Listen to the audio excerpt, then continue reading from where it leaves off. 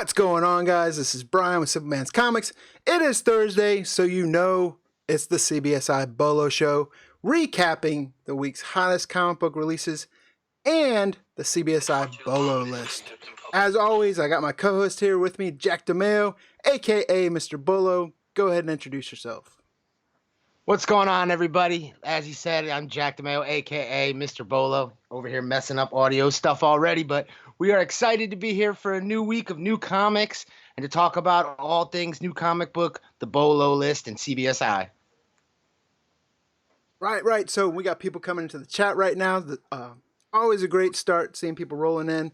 So, as always, this show is sponsored, and it's sponsored by Nick Dwortman, who owns SlabbedHeroes.com. He just had a bunch of C2E2 books, bunch of books up on his website right now. If you're looking for 9/8s at a good price, especially guaranteed 9/8s, definitely check out SlabbedHeroes.com. And if you want to listen to us rather than look at our ugly faces, we do have this show available on a podcast, and you can find us on iTunes, Google Play, and Stitcher. Just search for CBSI Comic Book Bolo Podcast. But we kind of announced it earlier. We have a pretty big announcement today, don't we, Jack? Can you hear me? Yep, you cut out there for me. Oh, sorry. So, yeah, we got a pretty big announcement today, right? Oh, yeah. Yeah, something we're very excited about. Right. So, as you know, especially with me, if you watch any of my channel, my weekly picks, my pickups, my hauls, and CBSI in general, Andy Timerland on Indie Spotlight, we're big fans and advocates of Mad Cave Studios. They've got Battle Cats, Midnight Task Force, hit on Knights of the Golden Sun, and they recently just launched a new title called Honor and Curse, right? So we'll bring up Honor and Curse. People that know are in the, well, I won't say in the know, but people are aware of it, and it's also up and coming. But our announcement is we are teaming up with Mad Cave yet again to give you a CBSI comicbookinvest.com Honor and Curse #1 variant. And I'm going to let Jack give you all the details about this book. So we're very excited, as Brian said, and no pun intended, but it's our honor to bring you this new release from Mad Cave. We listened to what everybody said when we released the first book, The Knights of the Golden Sun, which was an incredible success, and we want to thank the community for the support that we received with that book. We heard what you said. You wanted more indie books, more low print books, but you wanted to see maybe a larger print run on this book than the last one. The last one was limited to 250 copies, and some people with the quick drop weren't able to get a copy, so we listened to you. So this book will be released with a 500 copy print run, with 100 copies going to Mad Cave, which they will sell, and 400 copies coming to comicbookinvest.com. 350 of which will be available for sale, and 50 of which will be available through giveaways like you've seen on this show, on Tales from the Flip Side CBSI podcast right here on YouTube. You've seen it on the Comic Tom's Hot 10 live show, and all over the place. That CBSI is MeWe, IG, Google Plus is ending soon, so we probably won't do anything through there, but also Twitter and Facebook. So we're really excited to bring you this book.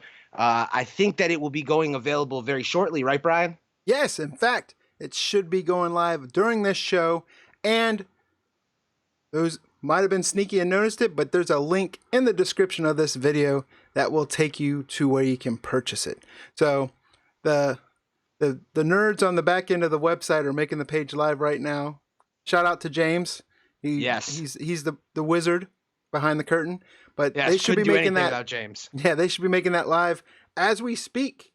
They haven't already done so. But also one thing I wanted to point out, we did get the same artist from Knights of the Golden Sun to do the cover on this. Mauricio Villarreal, I believe is his name. So, not that the artist on the Honor and Curse is bad by any means, because I like it, but they did use the same artist from Knights of the Golden Sun for the cover on the CBSI variant. So I thought that was pretty cool. Yeah, I really like the symmetry between the two books. You kind of get the light with Knights of the Golden Sun and the dark with the Honor and Curse cover, the kind of good, evil sort of looking kind kind of differences with the cover. I like the fact that we have the same artist. You get kind of the same feel.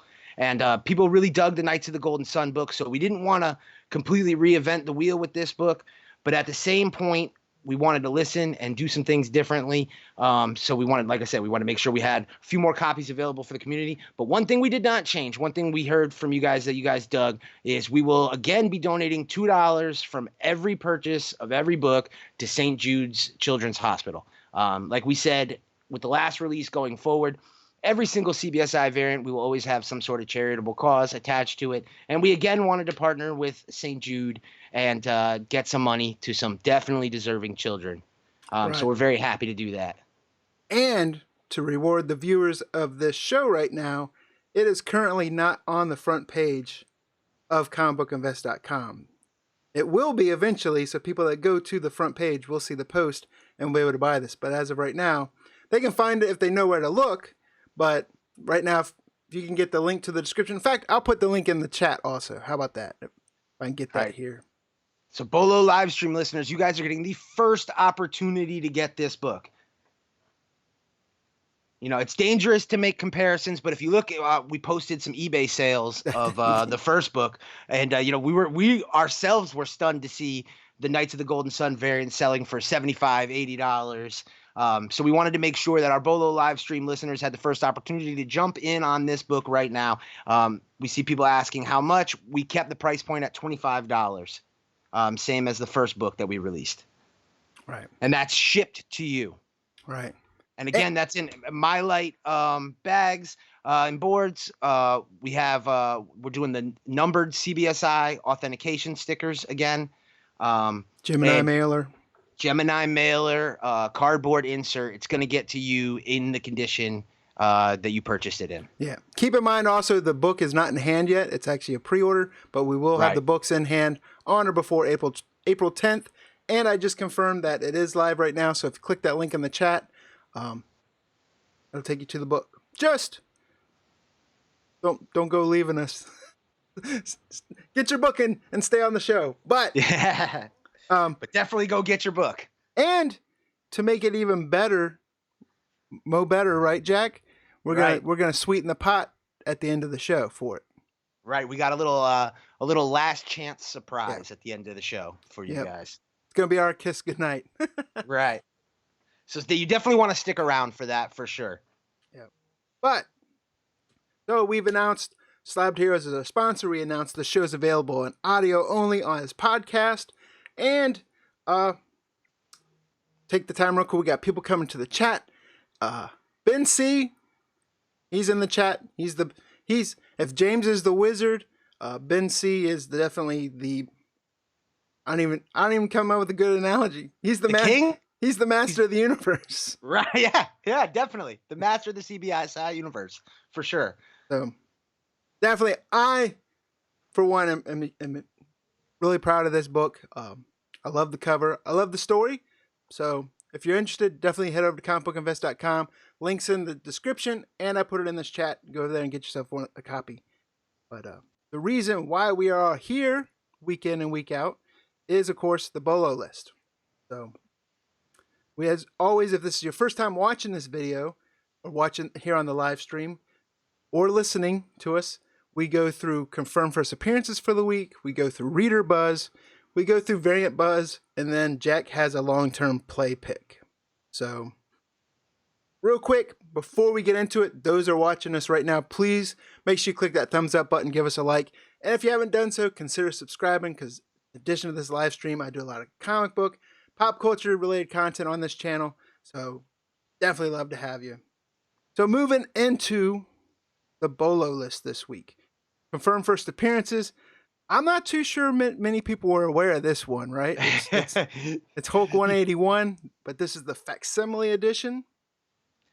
Right. I hemmed and hawed putting this one on the list at all, but I just figured if I didn't, there would be somebody who would point this out.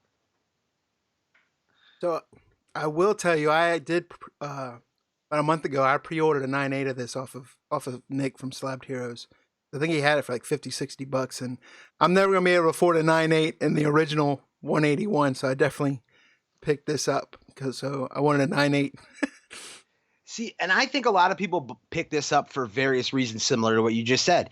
I think it'll look great slabbed as well. I think it'll look really cool on a wall. A lot of people picked it up to read because when are you going to get a chance to even a reader copy, even a coverless copy of Hulk 181 is going to cost you. So if you're looking to read this book and you want to read it in kind of a comic form and feel real nostalgic, this is your opportunity. Also, I think they did a really good job with these facsimiles, making them really look like the real deal. I would definitely watch out in the future for newbie collectors not to get kind of caught up with these, but you know, there's definitely some factors on the cover that give it away with like the price and whatnot. Yeah, I think someone in the CBSI Facebook group jokingly had put it up there, messing around. But yeah, you could definitely. There's a $3.99 price tag on it, I believe, right? Right. Yeah. So you know, no comic from the '70s was coming in at $3.99. So, but yeah, I think this is one that, you know, whether you're a novice collector or a hardcore speculator, I think we all kind of like this one. I think there'll be money to be made on this book. I think it's going to take some time because it's one of those everybody saw it coming. And I'm optimistic that Marvel can do more of these type. I think it gives it kind of a step up from the True Believers issues. And I think there's some other books that could kind of be popular in the future. But that's something I'd love to hear in the chat. What books would you guys love to see facsimile reprints for? We saw a lot of that discussion on the CBSI Google Plus page. I'd love to know what kind of books you guys would be looking for to be reprinted that, you know, you never would think you'd get your hands on. Yeah, we got people rolling through the chat, putting in there that they've already pre-ordered the Honor and Curse, so that's awesome. And that is definitely awesome. Like we said, we got a deal sweetener at the end. Yeah. So I tend to, like you said, I like the facsimile books over the True Believers because it's more of the exact reprint of the book rather than same art but kind of a different title, or, you know, some similarities that with the big True Believers banner over the top of it. But right. So that's no mystery of a first appearance, but I'm kind of glad you put it on the list, to be honest. Next we had in here was Dial H for Hero, correct? Correct. So this book, the cover B sold out at Midtown. I don't know if it sold out based on first appearance speculation or if it sold out just because it's a #1, or if it's sold out because, you know, that's just what happens with some of these cover Bs. But this we get the first appearance of a new character. If you're at all familiar with Dial H for Hero, it's kind of a concept of you make a phone call and you become a superhero, and a different person can be the hero. So this story takes us with a new character named Miguel. Is a young Latino American boy, and the character he becomes is called Monster Truck. And this is the kind of funny thing about this, and the kind of cool thing, especially for, you know, I've talked about on the show before being kind of like a 90s nostalgia guy, is this is definitely a Rob Liefeld homage / parody. If you look at Monster Truck, he's got kind of a Shatterstar meets Cable vibe with a little Superman added in. Now, while very cool, that does limit the character. I don't know what the real marketing DC could do with this character other than kind of comedy parody acts. But at the same point, I think that it's a fun and intriguing thing that I'm interested to check out the second issue. And I don't think that too much would have gotten me to read a second issue of Dial H for Hero. But yeah, as a speculation, I don't know. I mean, it's to me, it's kind of like The Pouch for that Rob Liefeld released, where, you know, it's kind of a gag character. I did go by my LCS today to pick up my books for the weekend. They had about 2 or 3 copies, but mine's a smaller store, and they probably ordered maybe 10 B covers for it. But next we had, for first appearances, we have Doctor Strange #12. Actually, not a huge Doctor Strange book fan lately, but I did like the cover A because it seems like some of those Galactus covers lately have been really popping, and especially that Amazing Spider-Man one that just came out with the Granoff. But right. So tell us about the first appearance in this book. All right, so the character, I don't exactly know how you pronounce this character's name, but was kind of leaked 4 or 5 days before the release of the book. Bleeding Cool ran an article. I think CBR ran an article. So speculators were aware that this was coming out. I think that has definitely been indicative of the fact that post New Comic Book Day, in my role with CBSI's social media team, I've seen a lot of posts for pickups of this book. So it really seems that at least the IG comic family, the IG comic community is picking this book up. And I think that's a good indicator as a speculator. Again, that's why we created the Bolo list, is to really know what are other people out there doing, and that gives you an idea of where the market is. So I do think there are some speculators believing in this character. I didn't read the issue myself. I know the character looks like kind of a Doc Ock sort of character, a four-armed kind of character. He's trying to take all of Doctor Strange's artifacts from the library at once and use them all at once, weaponize them. So he presents a big threat to Doctor Strange.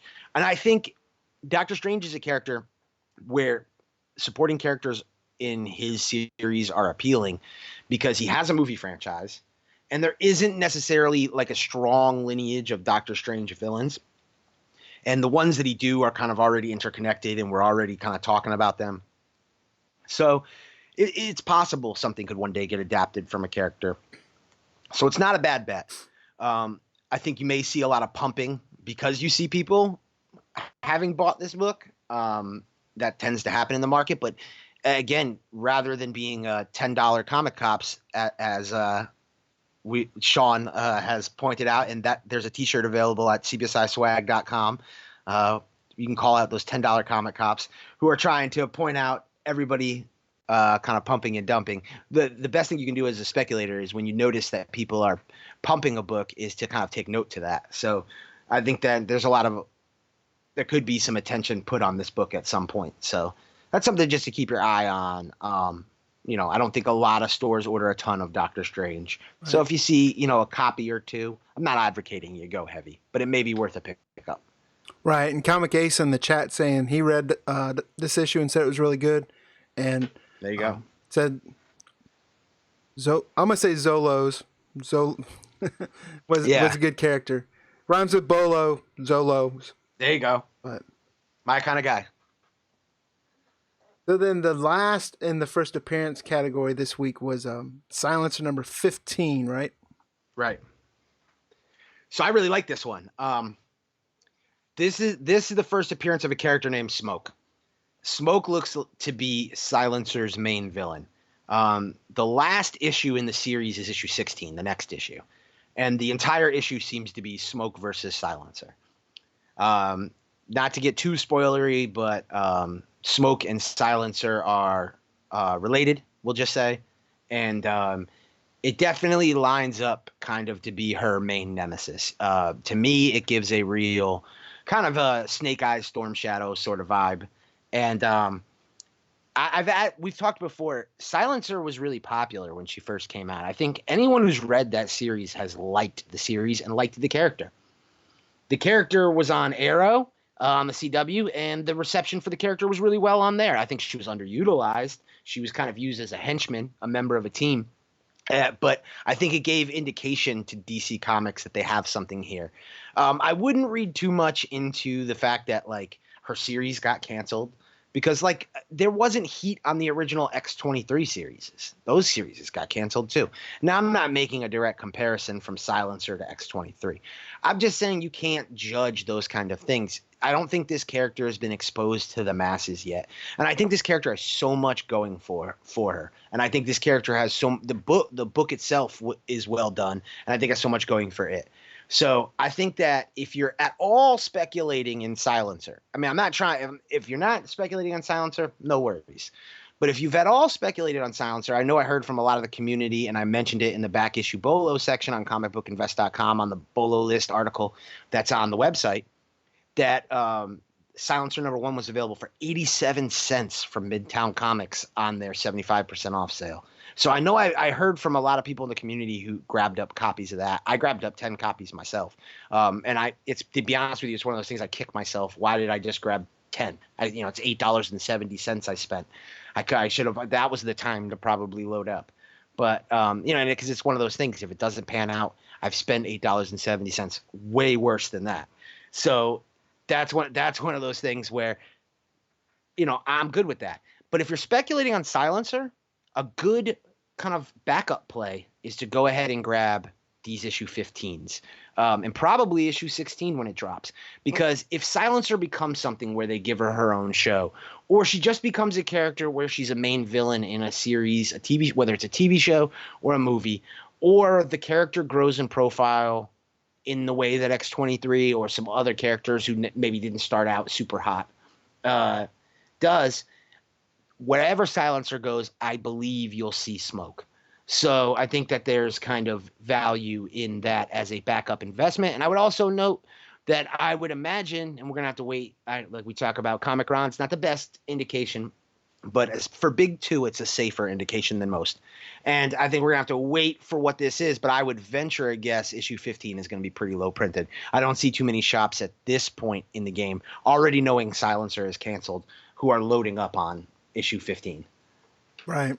Yeah, and I was going to say a lot of those titles like that, the end of the run has those smaller print runs, and then some people go hunting for them later. I think Deathstroke had one of the couple series ago. People often hunt for the later issues in that series. But so that wraps up first appearances for this week. Pretty good. You did good job there, Jack. Thank you, sir. I felt good about that one. So we got more people roll into the chat. We got Brick Hunter. As always, we got Comic Cats. Love me some Comic Cats. We got the Pat, Juan Gonzalez, Barinkin Comics, Mike Johnson. Welcome, guys. Definitely appreciate you guys tuning in. And like I said before, please make sure you click that thumbs up button for us. It's us. That way we know we're making content that you guys want to watch, and it helps us within the YouTube community.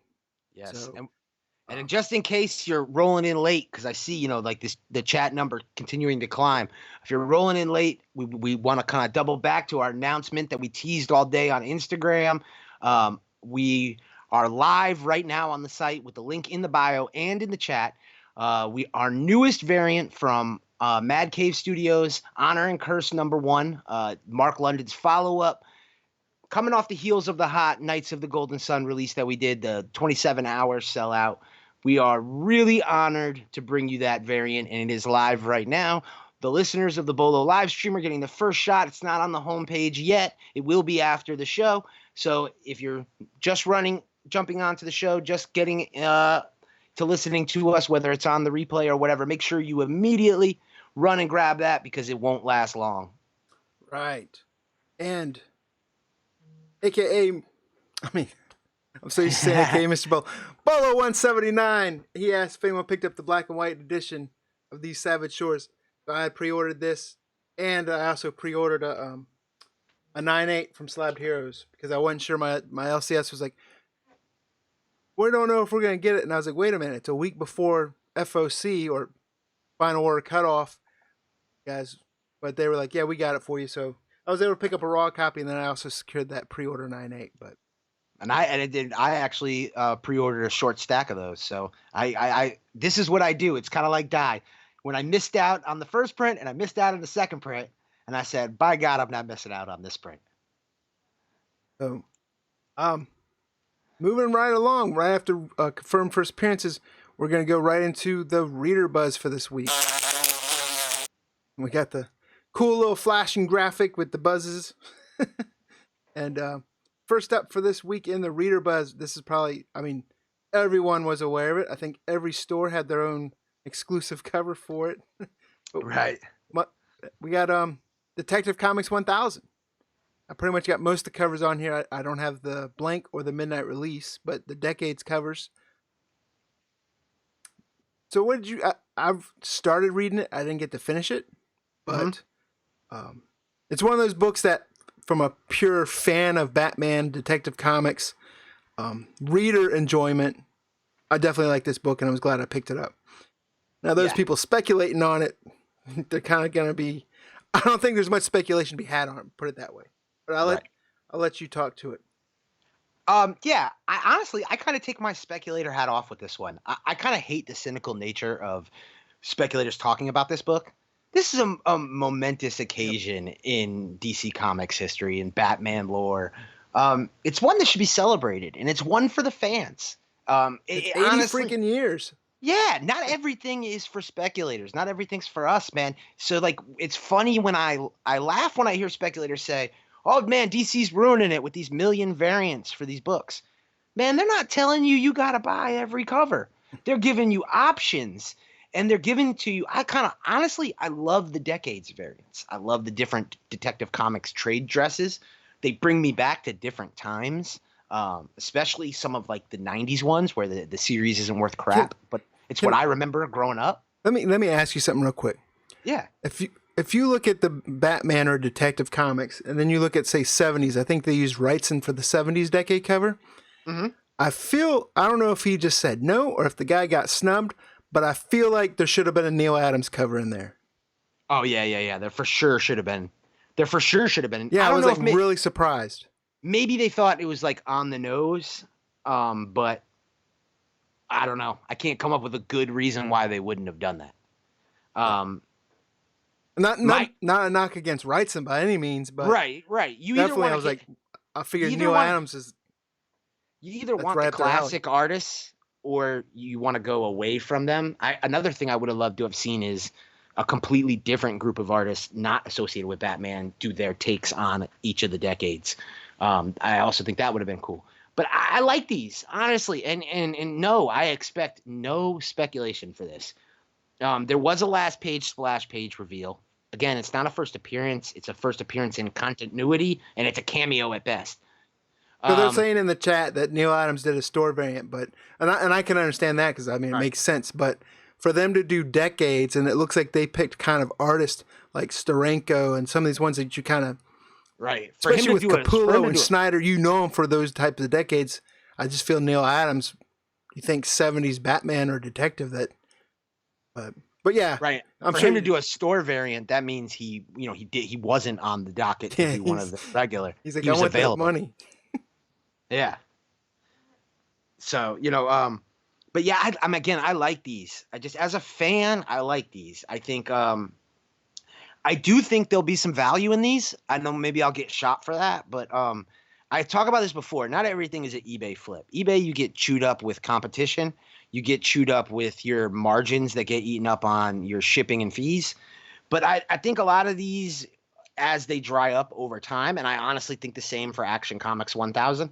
I think a lot of these will have value at conventions for, say, double cover, not or half over cover. Maybe not, make you a ton of money, but I think that there will be value in these because, if you're a Batman collector, you got to have these, and you're going to want all of them. A lot of people are going to want all of them. As far as the argument about store variants, obviously, we just announced the release of a store variant, so I'm not going to hypocritically dump on store variants. But, this is a monumental moment. I don't blame any retailer for wanting a piece of that, for wanting something unique for their retail shop. I think a lot of the stores did a great job with their releases. I think there's a lot of fun variants. So I think, again, this is probably not a speculation. If we take the speculation out, can't we just have fun with this one? And it was a good read. Yeah, that Alex Ross homage right now is that's your. If you're gonna spec, that's the one you want because that one's going for like $200 or something like that, right? I think there's completed sales on. Right, that Alex Ross, the Detective 27 homage. Right, that one blew up. The Archer one did pretty well. We just found out today that the Archer one, the classic cover came in all damaged, so he's got to do a complete reprint on that. So that could affect prices. I imagine all those people who did pre-sales like 2 months ago on that book are going to have a hard time. They're going to get a lot of cancellations. So you could see that book dip. So if you like that book, keep a lookout for that book. I think it's really well done. But this is a book, man. Let's just have fun with this one. Let's not make everything about making a buck. Let's have fun with this one.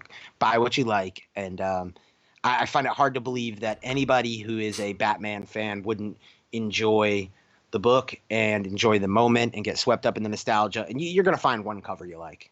So I know that may not be a popular thing. Let me tell you something. I'm one of the biggest. I'm a money guy.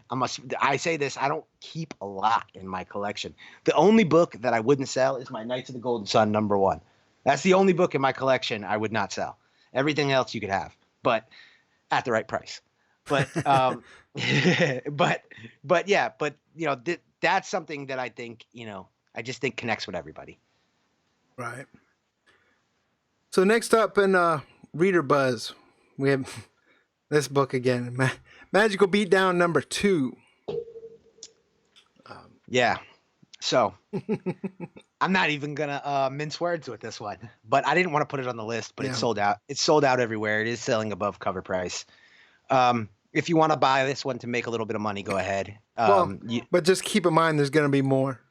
Yeah, that's what I'm saying. Like, yeah, I don't want to play a game that doesn't want me to play in it. And, the creators of Magical Beatdown have made it very clear they don't want speculators anywhere near them, and they will do anything they need to do to kind of circumvent the ability to make any money on the secondary market.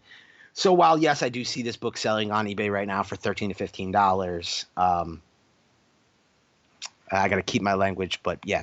They're going to find you. Pass. They're going to find you, you rude eBay sellers. But no, if you like the story, definitely pick it up. But if you're looking for it from a spec perspective, they print to order and they'll make as many as people want from what they were saying too. Because Andy Tomlin, who writes the Indie Spotlight article for comicbookinvest.com, he reached out to him just saying, hey, what's the print run?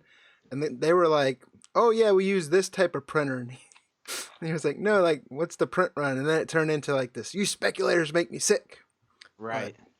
And shout out to Andy. He was one of the people that was instrumental in our connection with Mad Cave Studios.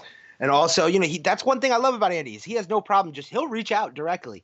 And some of these comic creators need kind of like some PR training before they get into the game because, as a news source, we don't like to just come out. We haven't written an article. We didn't bash the Rags guys on the website. We didn't bash, the creators of whatever this book is called. But, I just, at the same point, I'll put it on the list. It's sold out, but it's not something I'm personally going to support. Right. So we got Emiliano just came into the chat. Shout out to Emiliano.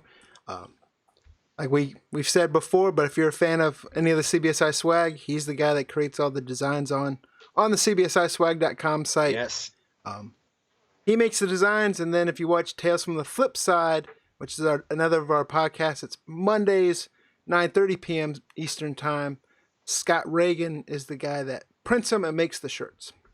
So shout out to both of those guys. Good quality. I got one of the CBSI shirts on right now. I think I've had this 2.5, 3 years. And I'm a big guy, and this shirt doesn't shrink that much. So that's definitely good quality shirts. But so after we picked, this was like Jack's My Little Pony replacement. That's why he wanted to put Magical Beatdown in there. Yeah, I had to self-deprecate a little bit. Yeah. But so next in the Reader Buzz, this did have some Reader Buzz. And we're talking about Steve Aoki's Neon Future, right? Correct. First, I want to take a minute and just say shout out to Bueller, Comics with Bueller, with the super chat right now. We super appreciate you and want to say welcome back from your vacation and glad you're feeling better. I know you were a little under the weather coming back, but and congratulations to your daughter on the big win. That was kind of a fun thing for all of us in the YouTube comic community to follow along with you. So you want to say, big shout out. Thank you to you, man. We appreciate everything. Yeah, definitely. And he's also, make sure you check out his channel. He's got a great channel on there. He is also recovering from pneumonia. So hope he's well and getting better and getting ready to make great content. Always has good content on his channel, so definitely check out Comics with Bueller. And like I've said before, if you're in this chat and you have a YouTube channel, make sure you let people know. Put your channel name in the live chat so people can see it and then subscribe to your channel as well. I also do the Tuber Tuesdays video where I spotlight a channel each Tuesday. That's been getting some good reception. So definitely glad to help. I won't even say help people out. It's just me showing other people channels that I like to watch. So it's a great community here on YouTube. Everyone really looks out for each other and everyone talks to each other. So definitely enjoy that. But I digress. Neon Future. Yes, Neon Future. So Steve Aoki, like you said, the DJ, famous DJ, son of the founder of what is it, Benihana's, is behind this one. He's kind of the focal point of the story. I don't know if he wrote it or if he's just the kind of creative director behind it, but it's sold out at most online retailers. We're seeing covers go for about $10 each. Sets of covers are doing well. There is a Comics Pro variant as well that's selling for over $10. So I don't know what the real long-term demand is going to be here. I wrote about this one, and I kind of said, we've seen this with some of these like musical releases before. I wrote about this on the Wednesday one on comicbookinvest.com. Definitely want to plug that. You can check me and Brian going one-on-one with our new comic book day picks, and we're out for blood there. So check that out at comicbookinvest.com. But yeah, I picked that book as my sleeper pick, and I'm happy with how it's performed. Doing $10 a cover. I think if you were able to jump in and get covers at cover price, you're going to do pretty well on a quick flip. But I guess that's my point. This one to me is a quick flip, and I could be making kind of a false equivalency, but something I'd want to point out to you is, remember we've had releases from Black Eyed Peas, we've had comics releases from The Weeknd, and we saw these books kind of skyrocket, and they kind of piggybacked on the artist's popularity, and I think that's what we're getting some with Steve Aoki here. But they haven't maintained in the market. These books ended up dropping drastically because the reality is there isn't a comic book demand for it. So will this series maintain a comic book demand? That's going to depend on the writing. I've heard good things about the first issue, but I think, again, some of that might be wrapped up in the Steve Aoki, the sellout hype. I think this is one we'll really be telling issue 2 and 3. As a speculator, I personally don't want my issues by the time issue 2 and 3. I'd like to flip them and make my money out now. But at the same point, if you believe in the story and you want to go long haul with it, Steve Aoki is a guy with connections. He has made movies and documentaries before. So, getting something like this adapted isn't out of this world. So, you got to kind of make your own choice with that one. But I just want to remind everybody of kind of these past musical releases and kind of, the fluidity of the market. Right. And that's what it's all about. So I will apologize. I switched back from Jack's camera to both our cameras, and it had the reader buzz graphic active. So yeah, apologize for playing that again. So after we had Neon Future, I was about to say Fusion. Next up on there is Immortal Hulk #1, 4th print. Is it competing with Die? Are we like? Yeah, they're in a battle for who can print up more copies, and that's another thing talking about it. Something to be on the lookout for. But Die, the 4th print, Jetpack and Forbidden Planet did Virgin store variants for the 4th print. So that's another thing to keep a lookout because those are on the market, and they sell for $4.99 in euros. That's like $9.99 American. So that's just something to keep an eye out for. But yeah, it looks like Immortal Hulk and Die are on a kind of a reader buzz who can get more printings. It's a printout. It's a printout. But yeah, one thing I like about my comic book store is they don't put the additional printings up with the new releases. They'll put them over where like the past issues of the titles are, so people don't always know to look for them. But that's not the case with Immortal Hulk. Immortal Hulk is definitely on everyone's radar, and there wasn't any 4th printings there for them to get. And I asked, I was like, did you guys even order? And they ordered, they didn't order a lot. Well, keep in mind when I say mine, I have the smaller Third Eye, not the big one up in Annapolis. There's a smaller store near me. And I think they ordered like 7 covers for it. But they're all gone. Yeah, and I got to give my LCS Heroes Aren't Hard to Find in Charlotte, North Carolina, a lot of credit. They're a real reader buzz heavy store, and they do a really good job jumping on series that are real popular. They're real indie focus.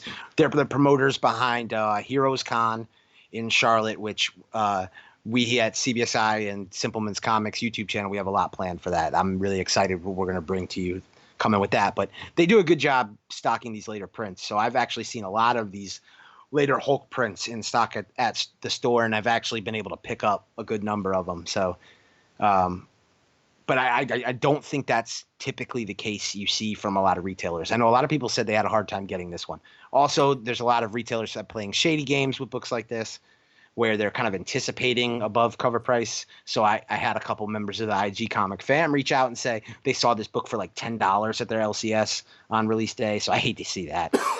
Yeah, that's almost like selling a second print variant for $150 on your site. Yeah, something like that, right? So that's one of those things. I'm a strong believer that LCSs should be selling books intended to be sold at cover price for cover price. So cover B variants, regular price variants, these late printings, these books should be sold at cover price on release day. Even if a book gets hot, you should sell for cover price. I don't have a problem with a store ordering extra stock for back issues or something like that, but I don't like to hear from the community that they're getting, hit up on release day for issues. And that also never works out for the retailer in the long haul. Right. So moving on along, in the reader buzz, this is a book that a lot of people like. I've never been a big fan of, but some people like it because it's gone to third print, and we're talking about Rags #1. Yeah, so I put this in the magical beatdown category of I really don't care. But this book actually doesn't have any heat, to be honest with you. It's sold out at Midtown. I know some of the detractors think that's what the Bolo list is just a list of books that sold out at Midtown, but that's not how it's done. But this is a book that it got attention because it sold out at large retail. But I honestly think even large retailers don't really want to put too much into Rags. It's a hard book to predict popularity because people really like the series, but at the same point, people are either love it or hate it with the creators. It's a confusing mess. It's one I'm just kind of over. So it's not. I didn't order it. I could have gotten copies. I could see it being somewhat popular and maybe doing like $10, but it's not something I wanted any part of. Right. I haven't been following it that much, but if you had to guess, or if someone in the chat knows, what do you think the print run for a third print on this would be? I mean, I would imagine they printed probably like 1,200 copies, something like that. I wouldn't think it's very high judging by their other prints, but I also wouldn't trust any print run that they release. Yeah. So, and I wouldn't doubt that they could reprint something. So, I'm surprised they're still coming to market with this. But that's a trick question. Yeah, obviously.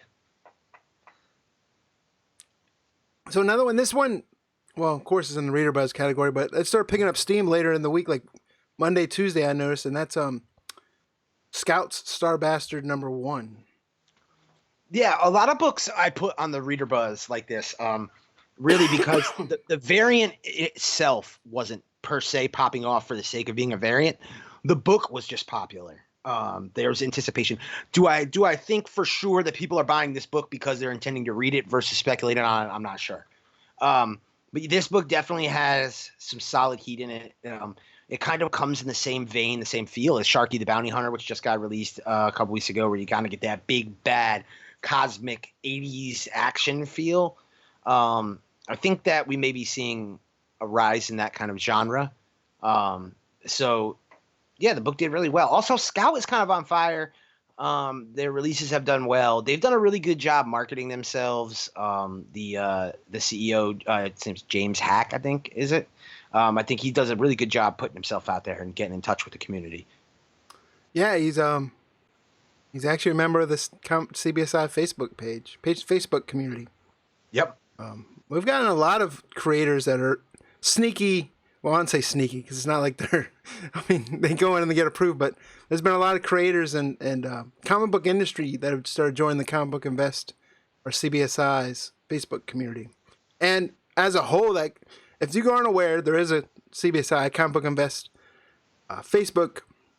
There's a page, but there's also a community, and we're over, I think 5,300. I forgot the last I looked. I know it's over 5,000 members on there right now. So it's definitely growing.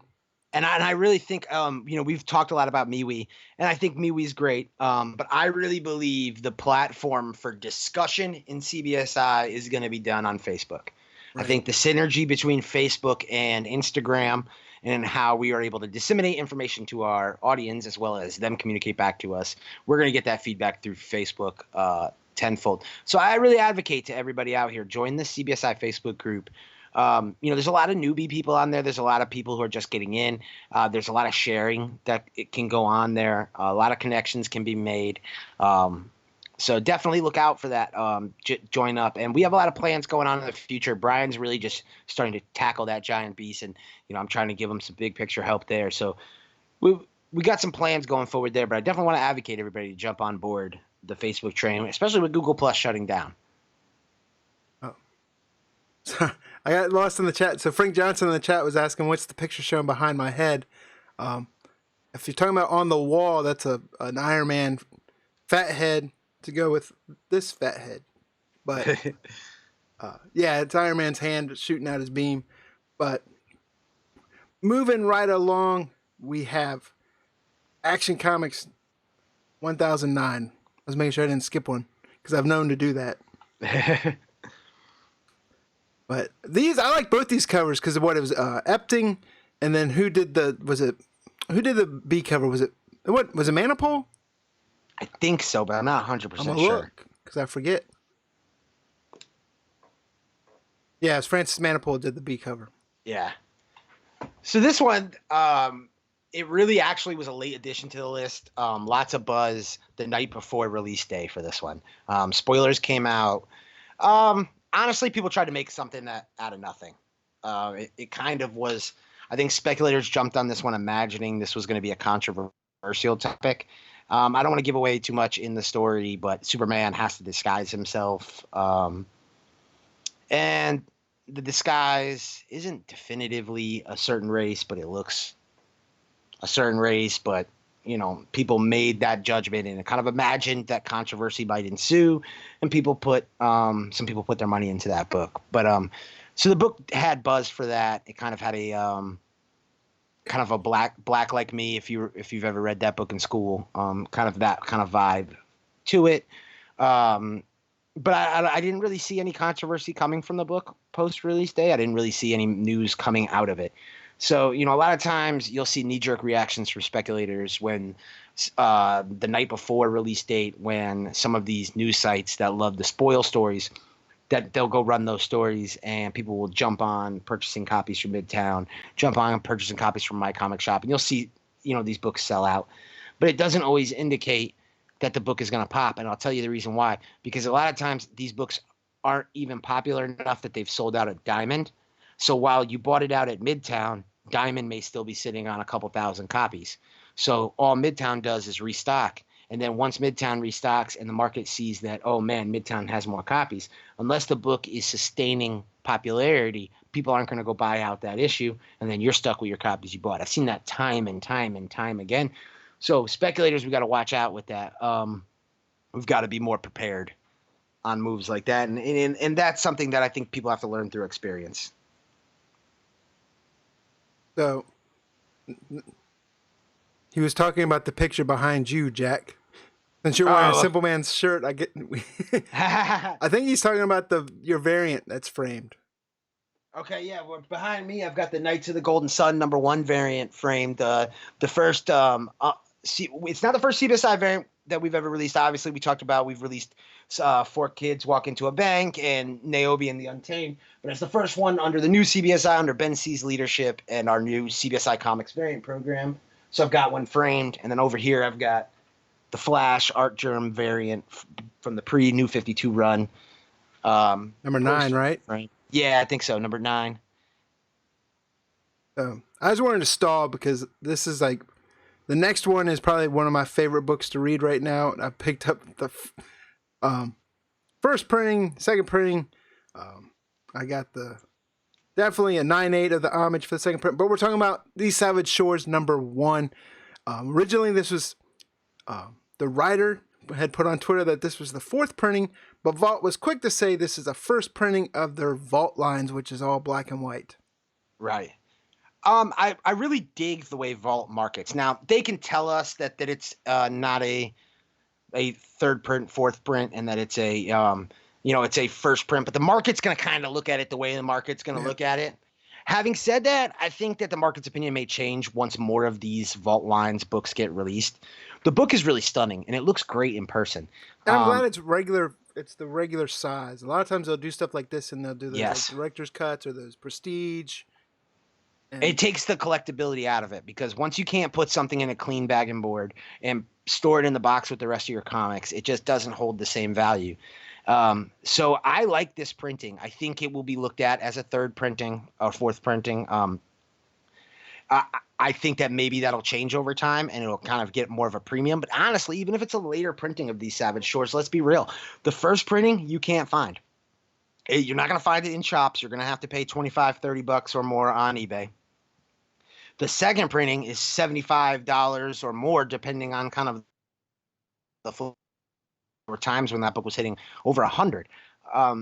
But, so that's where I look at it. I mentioned it when we talked about this earlier when someone asked the question. I said I pre-ordered a short stack of them because the reality is I missed out on this book. And I want to make sure I get my hands on this book, because anytime you have this kind of organic reader buzz, no pump and dump, no, there's no big entity behind the book, where people have just really buzzed on this book and we paid attention.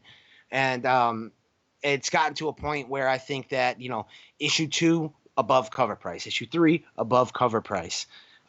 So, you've got a real serious trend going on with this book. So I look at this and I say, sometimes the black and white covers don't do as well, but even if this becomes a $15 book and it doesn't say perform to the levels of some of the other ones, I think that it's still a good cover price pickup at $5.99. Another thing where I mentioned the Vault marketing. Vault does a really good job with marketing kind of these lines of variants. They have their homage books, which they call their Vault Vintage. And they have the big hashtag Vault Vintage, which is a major thing on social media. So the reason why those books started shooting up in value is because they had such a hardcore organic audience who were buying up those second prints. They were disappearing on the market. And by the time the mainstream audience picked up on it, they were gone. And then that's how prices escalated. And they did a really good job marketing those to their core audience. I expect the Vault team to do the same thing with this Vault Lines program. And I'm excited to see how that's going to do in the future with some of their other releases. Right, because I did see on their on Twitter, people were asking if they were going to do other titles along with this Vault Lines. And Vault kind of kept it sneaky, but they said that they're in discussions to do others. So, it's no secret, I'm a big fan of Vault. I mean, I bought swag off their site, but definitely love a lot of their titles. This one, Wasted Space, is great. Friendo's just ended this week, I believe. But yeah, and I think the community's loving it too. I think when we reached out for feedback from the CBSI community and from the Simpleman's community about what they wanted to see from a CBSI variant, I think the most common thing we heard was one of these Vault Vintage homage covers. Right. So people love these things. People are on board. They don't care whether it's a store variant or a second print. They don't care what it is. I think Vault is hitting a home run. I also want to point out, while we're just on the topic, these Vault Vintage homages, some of the newer ones they've got coming out are by more modern books. And I kind of dig that, because I haven't seen homages of modern books. And I know that, that part of the reason for that is that they are more modern, but it gives them kind of a unique flavor. So they've got I think a Saga homage coming out. They've got a Transmetropolitan homage. So I think that's something unique. And I think I give Vault a lot of credit. Their marketing team is ahead of the curve. Whoever's in charge of kind of the development of those programs is really kicking it over there. Right. So real quick, that wraps up Reader Buzz. Just want to welcome more people in the chat. We got Sean Leggett, old big leg. He's put in the chat. We were talking about Scout earlier. They actually had James Hake, which probably, hope I'm saying that name right. They actually had him on last night. They've had him on before, but he was on their Unpressable Defects. But it's not on the Unpressable Defects channel. It's actually on Mighty Mel V, which is Mel Vaughn's YouTube channel. So definitely check them out if you want to get more Scout comics. One of Indie Spotlight Andy's favorite titles from them came out this week too, and that was what, Wolfborn number 2. Is that what it was? Yeah, Wolfborn. But before we get into the variant buzz section, we'll just recap those coming into the chat. From what we opened the show with is we have a new Mad Cave, Honor and Curse number 1, but we have a new comicbookinvest.com CBSI variant for it. Its link is in the description of this video. It's also put in the chat earlier. I don't know if you can scroll up, but it is on there, and it will be on the front page of the website here momentarily. We just exclusive for this show right now. Just providing the link here. So yeah, I definitely want to give a shout out to Ben C for giving us the opportunity to bring this book here to the Bolo live stream and give you guys the first opportunity to jump in on this book. It's definitely a privilege and, again, no pun intended, an honor to get to bring this book here first into our community. And you guys, we really appreciate the way you guys support us on a weekly basis and the way you guys jumped on board with the last book. And we totally expect you guys to be on board the same way here. So yeah, as Brian said, link in the chat, link in the description. It's going to go live everywhere on social. As soon as I'm off the mic here, I'm going to go get the social train working, and Brian and I are going to be doing our thing. So we're going to spread it out to the masses, but you guys get that first opportunity. Right. Yep. And just as we said before, just like Knights of the Golden Sun, $2 of every sale is going to St. Jude, so it helps support charity. I reposted the link into the live chat right now, but want to make sure everyone in here has the opportunity in case they missed out at the announcement at the beginning of the show. Back to our regularly scheduled program. We are getting into the variant buzz section, right? Correct. So this is the part that gets people probably the most excited on a weekly basis. Yeah, I'd say so.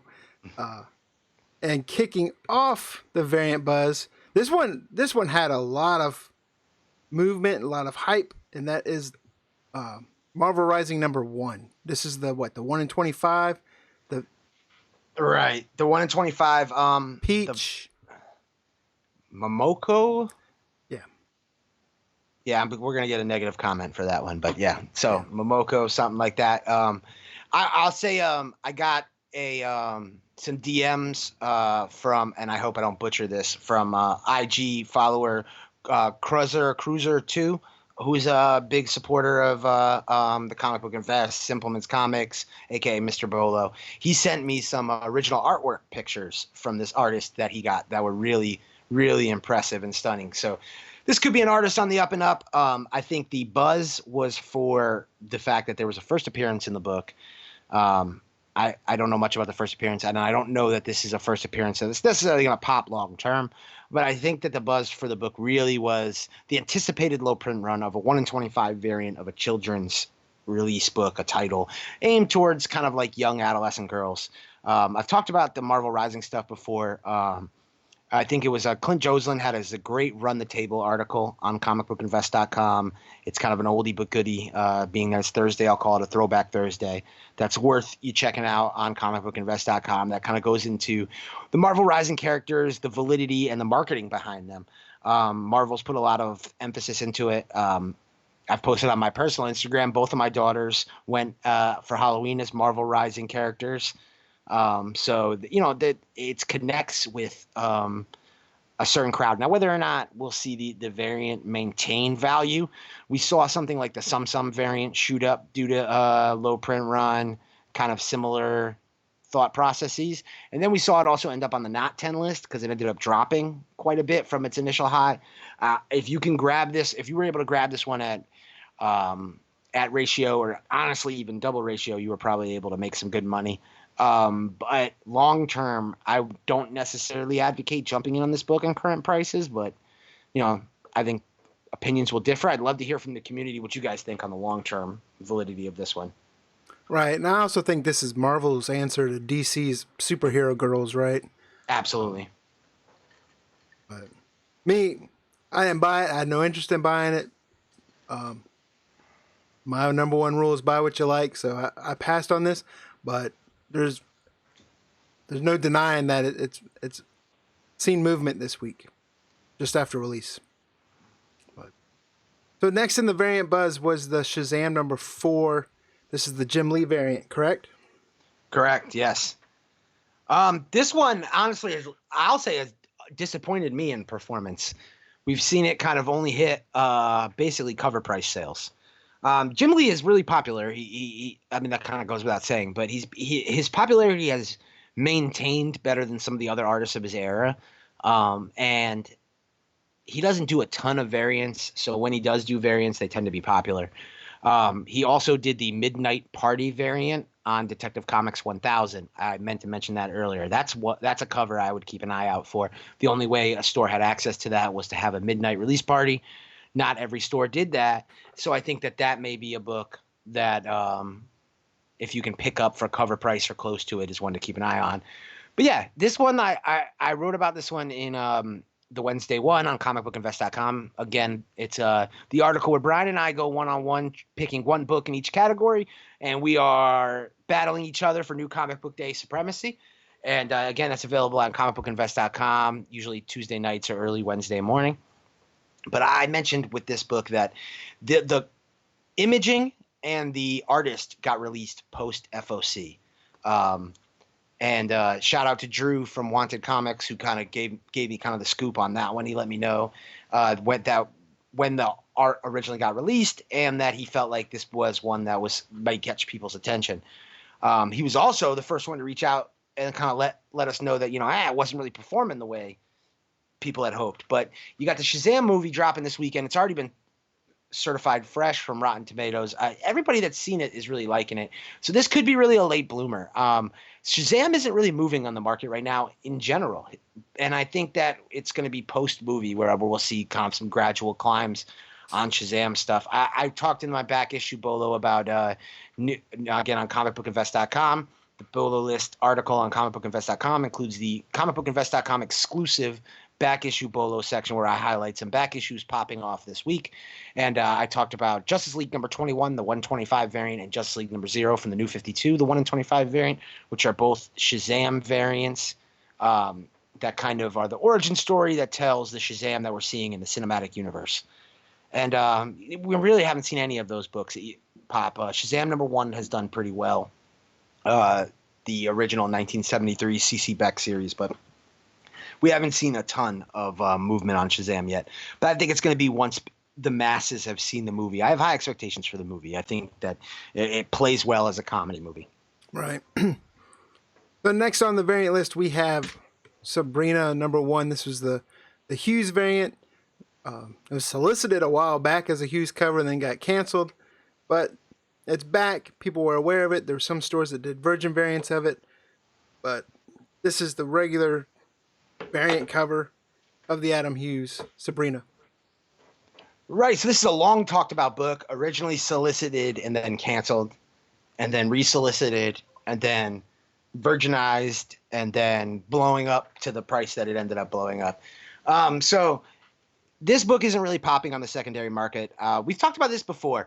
Nothing kind of kills a trade dress variant like a virgin version of it. Yeah. I kind of hate when Marvel does that with where they'll release an Art Germ variant as a cover price variant and then a virgin incentive, because it just kind of, it kills the cover price version. So I love this cover. I like it with the trade dress. I think it looks great. I think most people do like it, and which is why there was such a demand on the virgin cover. I just think that just the nature of speculators and collectors, we always want the best of the best, and the virgin is lower printed and more in demand, so it's going to get attention. But this is a book I'd keep an eye out for. If you can pick it up, cover price, I think over time, this is a book that could pop. I also think this is one to keep an eye out for that dealers may have overextended themselves at, and you may see at a comic convention in the next couple months for below cover price. I know when I go to Heroes Con in mid-June, I tend to see a lot of books that come out during this time period that people spec heavy on out for $2 or so at that show midsummer. And I think that that's indicative of what you see as people try to keep their money turning. There's always new books coming out, so dealers got to keep the inventory fresh.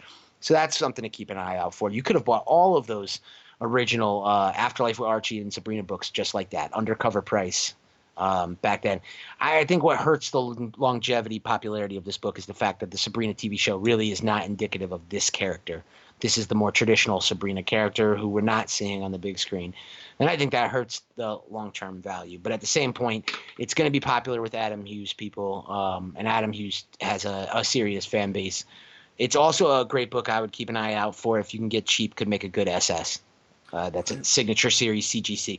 I realized we got a good comment in the comments last week. We use a lot of jargon and a lot of slang and abbreviations, and I think that sometimes we get kind of lost on the newbie. So if you're ever in the chat and we use a term and you don't understand it, don't feel embarrassed to ask. We'll be happy to answer that. Brian and I definitely read that comment strongly and want to deliver some content to you guys via the Simpleman's Comics YouTube channel that will kind of address some of the basics and some of the stuff that maybe we overlook. Right. So you said this isn't the... Are you saying this was more like the Melissa Joan Hart Sabrina? Yeah, I guess that's more what I would say. It's a more lighthearted Sabrina. Yeah. So, next, this was... If you're a Star Wars fan and an Adam Hughes fan, you definitely wanted to pick this up, and that's the Dr. Aphra 30, right? The what are they calling it? The Moments? Yeah, the Star Wars Greatest Moments variants. So we talked about these previously because Star Wars collectors tend to be just that. They're collectors. They want to be completionists. They want to buy it all. So we expect to see those collectors pop up for this Greatest Moments series, similar to the way we saw the action figure variants and the 40th anniversary variants. Now, a detractor might tell me, well, yeah, but Jack, the last few of these variants that have been released haven't popped off in the market, including this one. And I would say you're right. They're not really doing well. But neither did the originals and the other two. It took time. What has to happen is it has to get to a point where dealers get turned off by them, stop ordering so many. Then the number that are available start to decrease. And then people start to panic that these aren't going to be available, and they run back and grab the old ones. And that's what's happened in the other two series. That's what I expect to happen here. I also wrote about this one in the Wednesday one on comicbookinvest.com to bring it back to there again. But I mentioned that I didn't really love this cover, to be honest with you, and I don't. It's kind of I think it would look good as a signature series because it has so much of that kind of empty space. But yeah, it's kind of like a meh cover to me. It's okay. It's not great. I think there's other greatest moments in Star Wars history I would love to have seen Adam Hughes depict. So I don't think this one necessarily is going to resonate with Hughes collectors the same way. And I think Hughes does have a great history with Star Wars, as he did a lot of the early Dark Horse covers and the Star Wars Classic covers. But I would have rather have seen him do Princess Leia than to do this book here. But I do think that it will hold popularity over time. Not a big winner, but I think a small gainer for sure. Peter Rana put in the chat, captures the greatest moment when Obi-Wan and Anakin almost kissed. He said that it made me think this could be like one of those Hallmark cards when you open it up and it plays music and you get endless love. But next, moving into the variant buzz. This is one that you're often a fan of, and we're talking about Mighty Morphin Power Rangers, right? Right. Yeah, so this series has been killing it. And I honestly thought some of the buzz would die off post Shattered Grid. If you're not familiar, Shattered Grid was a storyline that kicked off at issue 25. It ran from issue 25 to, I believe, 30. It told the story of Lord Draken, an evil version of Tommy, the Green Ranger, older, kind of an old man Logan turned villain coming back to go against the Power Rangers. It took every Power Ranger from all over time to battle Lord Draken. If you're looking for his first appearance, it's issue number 9 of the Boom series. I advocate that book. I pick that book every time I can find it for $5, $6, $7, $8. I don't mind paying over cover price for that book. Full disclosure, I've probably got a stack of 10, 15 of them, but I sell that book on eBay regularly for $25 to $30.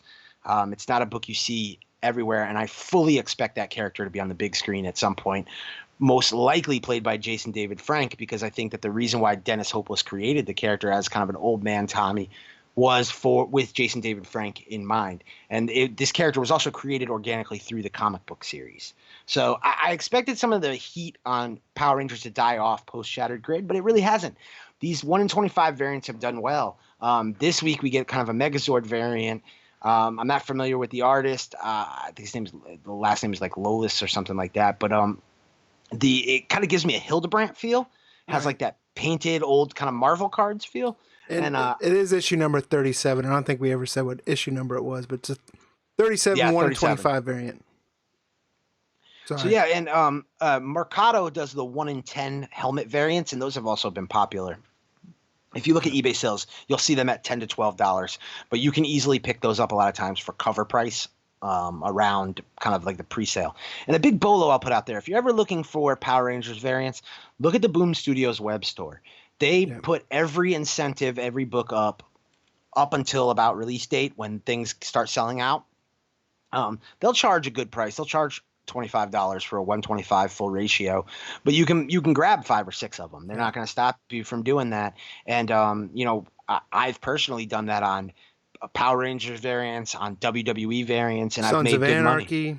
Sons of Anarchy. Yep. It made good money on doing that. So we've talked about that before here on the Simpleman's Comics Bolo live stream show. I've advocated for checking your publisher's web stores, but Boom is definitely a good one to do that. And this book has sold for $40 recently, just in the last day. So if you'd have picked it up for $25, you got a small gain already. Yeah, one thing I didn't notice, my buddy Washington Apple Matt told me today that if you order from DCBS and if you order from Boom, it's the same address. Wow, that's interesting. So I haven't looked, but yeah, he said it's the same address. So I don't know if they share a building or whatever it is, but I found that interesting to say the least. They may be doing Boom's distribution. Right. So next, moving on, Spawn 295. I didn't put this in my weekly picks because I got sick of tripping over which freaking cover they're going to use because they always have been switching them up. But this was the cover that we had thought was going to be for 294 at one point, but it is 295's cover, and this is actually the Matina Virgin variant you have on this list, right? Right. The cover B Virgin. I also really like the black and white cover C, which is a McFarlane and Matina team up where Matina did the rough sketch and McFarlane did the inks to it, and it shows just a decapitated head of Violator. But yeah, here we get this awesome Spawn standing there holding the decapitated Violator head Virgin that was originally solicited for $294, as you said. I think the thing that hurts this book is the fact that it was solicited before, and there's kind of a negative feeling amongst speculators with this book because everybody kind of universally loves this cover. It's Matina doing what he does best. It's kind of graphic. It's kind of gory. I think Matina is one of the few artists who he hasn't had to play off the kind of the girly covers to be popular as a variant artist, which we've seen that being like the low-hanging fruit that, say, J. Scott Campbell or Delato or Adi Granoff have hit on in the past. And he's kind of done really well with these kind of dark, ominous covers. And I think this cover right here is a winner. I think it's a good long-term play. I think, like I said, I think it's hurt short-term because of the negative feeling that a lot of retailers probably even felt after the cover switch last second. I don't always love the way Todd McFarlane does everything kind of fly by the seat of his pants a little bit. I don't always love the way he does that. But at the same point, I'm a Todd loyalist. I've been a fan since I was a kid. So I'm not going anywhere. I bought the issue. I'm happy to have bought the issue. I actually went back and bought the black and white cover as well after the fact because I ended up liking that one as well. So, right. Yeah, I mean, cover alone is freaking fantastic. But yeah, there's the whole, and it's been a couple covers where I don't know what's going on between the solicit and then it changing or. Oh yeah, and he's changed entire like the guts of the solicitation, what the book is supposed to be about. Yeah, he's changed.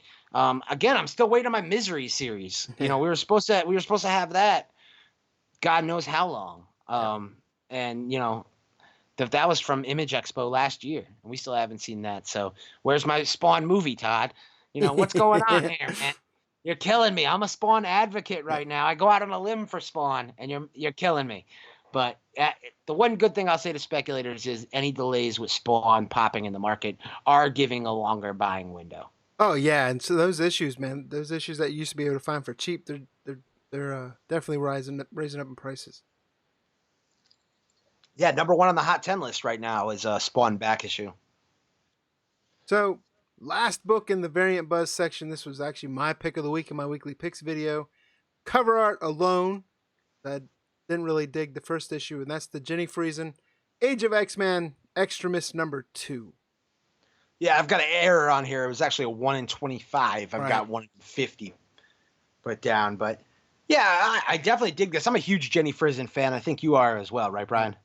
Friesen and Stephanie Hans is like definitely two of my favorite female artists, and Natalie Sanders, of course. Right, and they're kind of coming into that category that we've talked about of like B plus artists who are like poised to break out in the market and it could become an A artist. I really actually believe in Jenny Friesen more than maybe some of the other like B artists that we've talked about, some of the, like, you know, the Clayton Crane types. I think Friesen does consistent work, has played well with both men and female characters. I think her portrait shots are amazing. I think if anything hurts this book, it's that you highlighted another Psylocke book maybe a week ago or 2 weeks ago, maybe a Dodson book. Lupacino. Lupacino, correct. That's right. There've been several Psylocke variants recently that are nice, and I think if anything that hurts it. Yeah. But have you checked the price on this one? I was watching this one yesterday. I know it had jumped above ratio originally. Yeah, it was like double ratio the last I had looked. 40, 50 bucks. So, you know, I mean, there's so many X titles coming out right now. That has to be overwhelming for retailers too. So I don't see tons of retailers ordering 25 copies of every one of these, you know, X this and X that books. Yeah, I think this one is definitely carrying on mostly artwork, and then how many stores probably ordered 25 copies of this. Because I don't know. I haven't read the second issue. I'll read it digitally, of course, but first issue kind of was just But Bolo 179 said in the chat he actually passed on this one at his LCS for $30. Yeah. So, and by the way, I mean, she's at a lot of cons, and if you meet her and talk to her, she's probably one of the nicest people you'll meet. So yeah, we got Morello Tunes, Mike Morello, who writes the Cover Tunes article at comicbookinvest.com in the chat right now. He did a wonderful article with her. We had a Friesen Friday on IG, big Instagram promotion. Was one of our most successful Instagram promotions. Shout out to Mike for really helping participate with that. And I'm gonna go ahead and put Mike on the spot. He's one of the people we have plans to go to Heroes Con with, and I'm really hoping that we get that Jenny Friesen Part 2 article at Heroes Con because she will be there. So we definitely want to do that. Hopefully we can do a video for Simpleman's Comics YouTube channel. So be on the lookout for that for sure. Yeah. But yeah, definitely stop by her booth. One of the nicest people you'll meet. She'll sit there and talk to you. She's always got great prints that she's selling. But she had awesome C2E2 prints. There's Wonder Woman prints. I know Ben Stein was there, who does the CBSI Hot 10 comics. But can't say enough nice things about her, that's for sure. Yeah, those prints that she does are absolutely amazing. I also know you guys showed on Tales from the Flip Side the Metallica poster. Yeah. That she did. That was amazing. And another thing, and it's kind of a little off topic, but you know, it's something we want to cover because we got the comic community here with us. But CGC is now going to be certifying prints and slabbing prints. So that's something to keep an eye out for. A lot of these artists sell these prints, you know, $20, and you get a signature with it. I think there could be good money in the market in the future for some of these limited prints and some of these prints of famous covers. You know, a lot of these artists, I know, like for instance, Joe Quinones, who did the famous Venomized Mary Jane cover. I know when he's at shows, he always has that print. So, you know, while you may not be able to get an SS of that book, you know, for, you know, $50 or so, you can get an SS of the print. I think that those are going to present nicely. I think that's something to keep an eye out for. And if you aren't familiar with that, definitely Google that, check that out, because that news just dropped within the last like week or so. Right. So that wraps up the variant buzz. We are going to roll right into Jack's long-term play, and that is the G.I. Joe Sierra Muerte #2, 1 in 10, correct? Right. So no surprise here. I'm coming back, hitting you with some more IDW love. Go, Joe! I don't intend to do this like on a weekly basis and hit you with an IDW book. It's just that's what the AKA Mr. Bolo long-term play of the week is. It's intended to be a book that maybe the market isn't paying attention to. Again, the Bolo list isn't my picks. It's what you guys are talking about. So those are the books you guys were talking about. And this is the one book I wanted to hip you guys to. And I hope that some people took me up on this one, because this one was not readily available at many retailers. And those that it was available for usually about $10 or less. TFAW had this book for $3.19. Midtown had it for $8.50. The 1 in 25 to number 1 popped off to over $100. And we talked about all the reasons. It's a popular brand in G.I. Joe, but it's a mini series. It's going to get smaller print and production run, and we're looking at an incentive. While this isn't a 125, it's a 110, and 110s don't perform at the same level. The thing that this one had going for it was the fact that it is the only variant produced for this book, and the fact that it's an issue 2. There's going to be a step down in ordering from retailers. There's not 2 incentives tied to the book. There's only 1. So there's less of a reason for retailers to order this book. Also, the cover art was released very late, and as soon as I saw the cover art, I knew it was a home run. You can kind of some people don't necessarily wish maybe that Baroness was more articulated facially or something like that. But I look at the cover art, it screams 80s to me, which is what a G.I. Joe is, 80s property. And if you want to make money with a G.I. Joe variant, there's 2 characters that you want on the cover. You either want Snake Eyes or you want the Baroness. And when you get the Baroness, you tend to get the Baroness in full costume. I really like this Baroness in the tank top, kind of the casual yet ready for war look. Yeah, she's all like, respect my authority. Right. I sound casual but ready for war look. I sound like I'm like commentating a runway show or something. But but you've got Destro ominously looking on in the background. So when I originally talked about this book, and of course every book I put in the Jack's long-term play of the week is a book I physically am buying into. So I bought a few copies of this one. I was kind of disappointed in the sales of this one on release day. It really wasn't popping more than Ratio. But if you look now, actually, it looks like there were less of this book available than some of the other ones. It's now sold out at online retailers. It's now selling solidly on eBay for $20. So you're at double Ratio on the book already, which is better than I expected. Again, these are long-term plays. They're not short-term plays. The real money on the G.I. Joe books is a year from now when there's no copies on eBay and you're the only one who's got one. And if you can have the patience to buy this book and stick it in a box and forget about it for a year and a half, you can go and charge whatever you want for books. And I know this has been something that I have done regularly. I've advocated. My man Ben C is a big IDW variant guy. Andy Tomberlin's recently jumped in on the IDW love. Mel V, we talked about from Impressible Defects, talked about IDW. So there's some speculators I really respect their game, who have also had success in this kind of like be a big fish in a small pond world. Yeah, I like usually if there's a 1 in 25 or a 1 in 50, especially they don't do many 1 in 50s at all.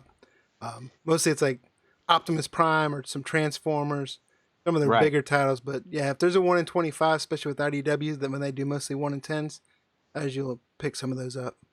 Right. This book, to me, while it's a 1 in 10, I knew this was going to get hot because this one, to me, looks like the Scalera book. It's the same kind of thing. Like, if you remember the Scalera book that we talked about, The Shredder in Hell, same kind of deal. It was a number 2 in a series, mini-series, 1 in 10. The print run drops. Right. Yeah, print run drops probably significantly, probably in half almost. Stores don't feel the need. They're probably, honestly, on issue number 2, they're not playing for the incentive. They're just ordering for whoever has their subs. And that's probably just their G.I. Joe people, which probably isn't a huge amount of people. Yeah, but if you're an 80s kid and everyone buys stuff off nostalgia, and if you get a little Washington apples or some beers in you, who knows what you'll buy. Right. And that's the thing. Is like, you talk about buy what you like. I'm a kid who grew up loving G.I. Joe, Transformers, Masters of the Universe, Ghostbusters. I love those properties. Nothing hits on the nostalgia level for me like that stuff. Yeah, and again, it's like buying up Saturday mornings. Right. So because it gives me those feels, I know that there's other people out there like me who are getting that same feeling. And again, it may not be as big as Wolverine or Venom, but at the same point, I know that community is real, and I don't mind being one of the few people who's serving that community. And if I can make an ample profit doing it, I'm down to do it.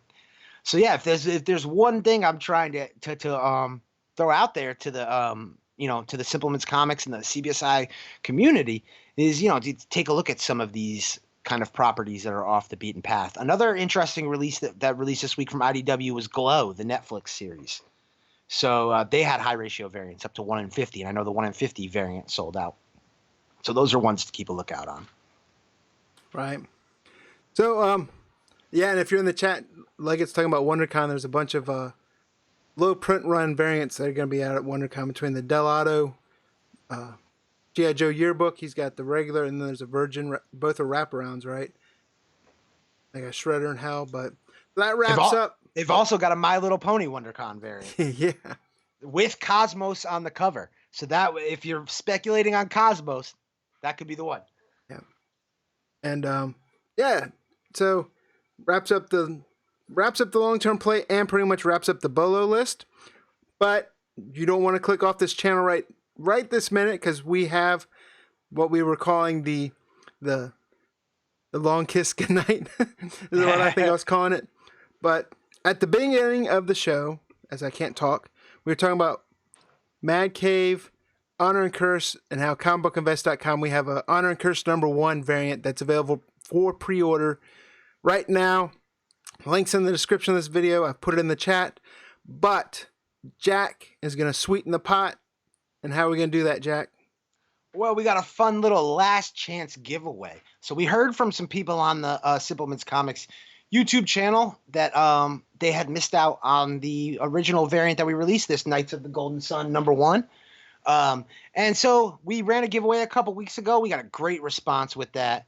And to honor the release of Honor and Curse #1 tonight, we want to do another giveaway, the last giveaway here on Simpleman's Comics YouTube channel for Knights of the Golden Sun #1, and give away one more copy. And what we're going to do is we're going to ask you, if you bought an Honor and Curse variant, go ahead and comment in the comments on the replay, in the actual physical comments on the video. Not the live chat. Yeah, not the live chat. In the video that you purchased one, and we are going to randomly select one person. We're going to double check, by the way, and make sure you purchased one. Yeah. So don't try to get one over on us. But if you comment that you purchased one, we are going to go ahead and draw one lucky winner, and we will also send you the Knights of the Golden Sun #1 variant with your Honor and Curse #1. So we are going to run that. We'll run that for a whole week from this week till next week. If you purchase one, go ahead and get that comment in, and we will draw one person. And don't expect these books to last a week. Like we said, the last sellout was 27 hours. Yep. So be on the lookout for that. Right. So I think letting it run a week, so we're going to let it run. We'll even remind people on next week's show, and then we'll announce the winner the following show. Does that sound good? Sounds great. All right. So with that being said, that pretty much wraps up our show tonight. Appreciate everyone that's been in the chat. Appreciate the conversation.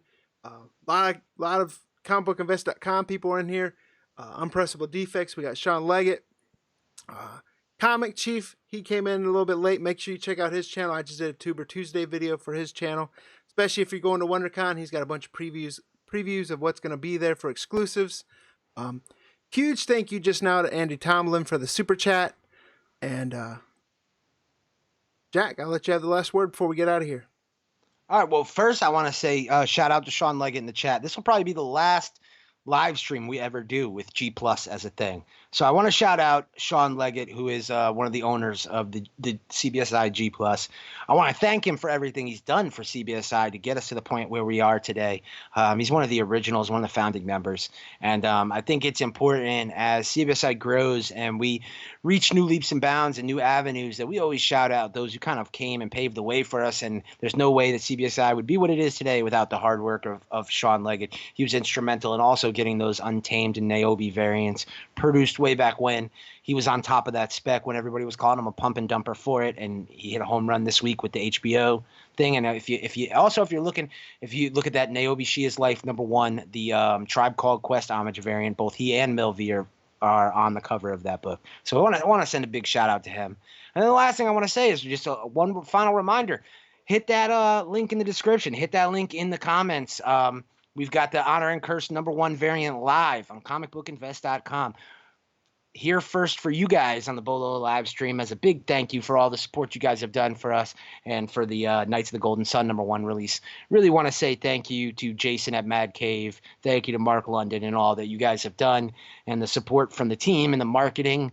And we're really happy to have built this partnership. We're going to release a lot more variants in the future, and we'll certainly work with other publishers. But I think we have built a great relationship with Mad Cave Studios, and we really appreciate everything you guys have done. And we hope that you guys in the community like it. Let us know in the comments how you're feeling the cover. I'm loving it. Let me know how you guys are feeling. And again, let us know what you want to see from us in the future from CBSI Comics and our variant program. Right. And I'll piggyback on the Sean Leggett. He's definitely like a brother to me. I mean, he's like my West Coast brother. But he's also one of the few guys that I like because he kind of makes me feel short for once. I mean, I'm 6'3", and he makes me feel short. So big shout out to him. And like I said, definitely if you guys want your copy, the description for Honor, the link for the variant is in the description of this video. And it'll also be on comicbookinvest.com. So make sure you go there. Check out all the other articles. We got a bunch of great writers on that website. And with that being said, good night.